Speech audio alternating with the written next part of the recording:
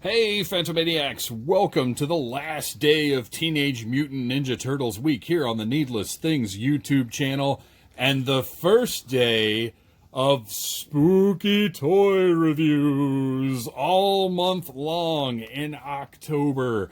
Today we are looking at Baxter Stockman. Now, I have already reviewed the the Bug Zapper Glow Baxter Stockman that was intended to be a San Diego Comic-Con exclusive, so you could almost say this is the Return of the Fly. That's right, but Vincent Price will not be involved. Let's go ahead and open up this mailer box. And please go back and watch that review of that glow-in-the-dark Baxter Stockman variant, because it is a very different figure from the one we're going to be looking at today, at least visually. Let's cut right through this poly bag. I've talked plenty about these poly bags and how I'm using my trusty 1964 box cutter to cut right through that tape. Each of these figures comes in a protective bag to keep this beautiful packaging safe. Now you can see on the front right here, we've got a personalized manhole cover. Each figure in this line has this, with Baxter Stockman's grinning mug and a mouser on either side of him here. I like that they used the mouser as his weapon rather than like the fly swatter or something. And then on the top, the glossy Ultimates logo. Let's go ahead and just take this slipcover right off and take a look at this guy, because I've already talked about how much I love this packaging. And wow, take a look at that gorgeous figure. First, I want to once again point out the incredible detailing on this packaging. These glossy hits right here that make it look like it's watery, it's wet, it's moist. And of course, the beautiful Teenage Mutant Ninja Turtles logo. This window box is probably one of my favorite pieces of packaging ever. It's going to be hard for me to throw it out, I got to tell you. But I do not keep packaging because I don't have the space for it. Turn it over, and on the back we've got a bio. Baxter Stockman. Baxter Stockman, a man with the mind of a scientist and the body of a common housefly, buzzes around town, annoying the turtles and other decent reptiles.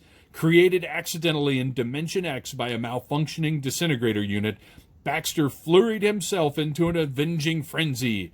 Convinced by Shredder that the turtles were solely responsible for his rebirth as an insect, Baxter now vents his hostilities towards our half-shelled heroes. Great bio. I love the wording there. They've done a really good job with carrying these things up from the original Playmates line, which is what these figures are. They are updates of those original Playmates action figures. They're not meant to be exactly the cartoon or the comic book or anything else. These are modern versions of those Playmates Teenage Mutant Ninja Turtles figures from 1988, which is why this line has so much nostalgic value for me. As I open these new figures up, I can actually remember the feeling of discovering this line when it replaced G.I. Joe for me back in 1988. Each one of these releases comes in these gorgeous packages with a double tray. So we're going to pull those two trays out of that backing right now. And of course, we've got 4 pieces of tape securing those trays together. I'm just going to slice through 3 of those so we can open this up like a book and check out what's inside. I think Super 7 has done a really good job of designing the interior of this packaging as well as the outside. We've got that sprue, and we've got a number of alternate hands for our annoying little scientist, the creator of the Mousers. Oh, one went flying, but it didn't leave the table. Oh, come on, get out of there. For you, I like that this is resealable packaging, but you are going to absolutely destroy the packaging trying to pop all of the accessories out of it. But that's okay with me because, like I said, I am not a packaging guy, and I do not have the space to save all of this packaging. Just not going to happen. So let's flip him back over and take a quick look at the sprue, which is a nod back to the original line. This is how all of the weapons and accessories came in that line, where you would actually have to clip them off of this sprue to use them, and they were just these monochromatic pieces that were inventive and creative, and we loved them at the time. But now I'm glad Super 7 has given us completely different updates, which you'll see in a minute. All right, how many pieces do we have securing Baxter in his plastic shell? I'm going to snip right through that wire. Oh, look, we've got a couple of extra pieces here because of those big, giant bug arms. So I'm just going to take my Dollar Tree fingernail clippers, which everyone should have at your toy opening station, and snip right through those because I don't like twist ties. I don't like fooling with twist ties when I'd rather be getting a toy out. Get that rubber band off of there, and I believe... Oh man, have we got something else holding him in here? Oh yeah, we sure do. And you know what? I'm not going to be able to snip through that twist tie from the front. So let's just go in the back here. And there we go.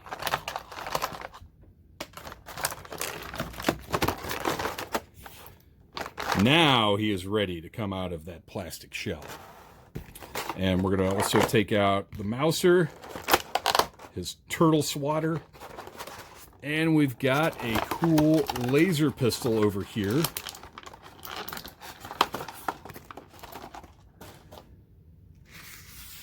But let's take a look at the man himself first. Now, like I said, I've already reviewed a glow-in-the-dark version of this figure. So if you want to go back and watch this one, I'll run you through the articulation and everything else.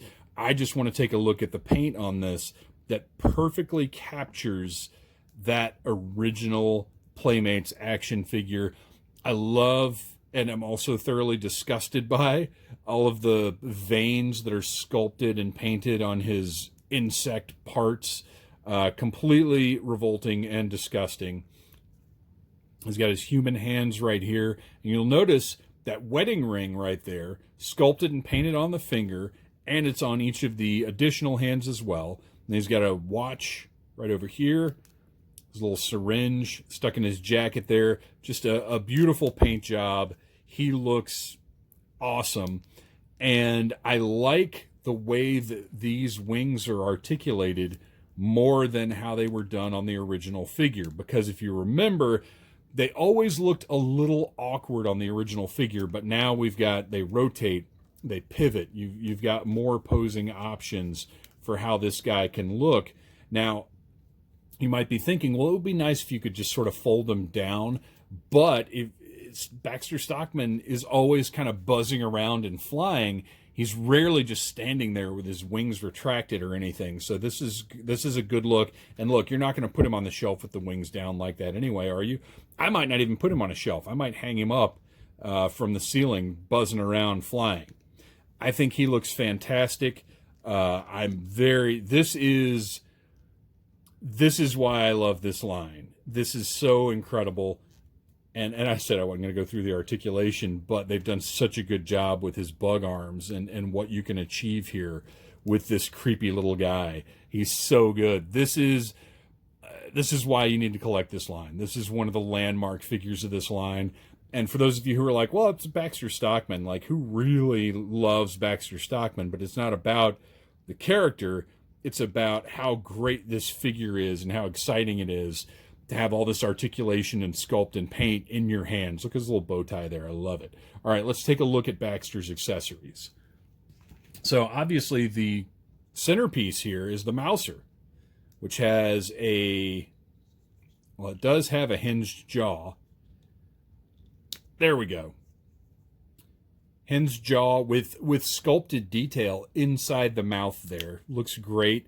He's got the foot painted on there, the red eye, some nice metallic hits right here, and those legs move.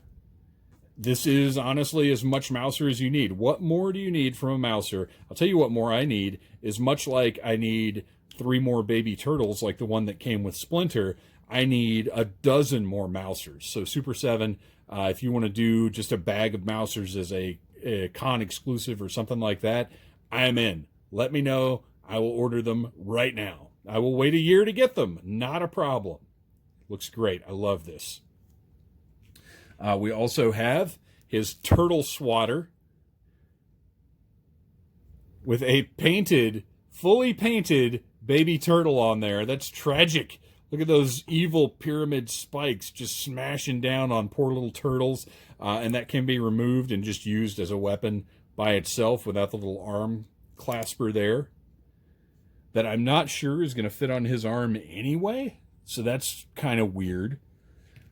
And then we have his laser gun, all one color, no deco. Maybe a little deco would have been nice on this. Maybe on the front here, some blue or red or something to indicate energy output. Some deco would have been nice on this piece. But it's still, the sculpt is great. And you can slide it right into that hand there. Maybe. There we go. Took a little more effort than I expected, but so he's got his great gun ready to go. He's got his. I'm going to see if this thing is going to work. That is in no way going to slide over his big thick wrist. I'm not sure. It's not going to fit over that one either. Not that that would have worked anyway. That's what a bizarre decision to not sculpt this big enough to fit over the arm like it's supposed to. But you can still take that out. And we've got the sinister, evil Baxter Stockman ready to go. I think he looks... This is an award-winning toy right here. It truly is. Super 7 has done an amazing job modernizing, updating, recreating one of the landmark action figures from my childhood. I highly recommend you go and order this wave from BigBadToyStore.com or any other toy retailer that still has it available. If you didn't pre-order from Super 7, hope is not lost. You can still get your hands on them, but I would do it quickly. Let that FOMO motivate you. Thanks for watching, you guys. Please like, subscribe, share, and tune in all October long for more spooky, creepy, weirdo toy reviews here on the Needless Things YouTube channel.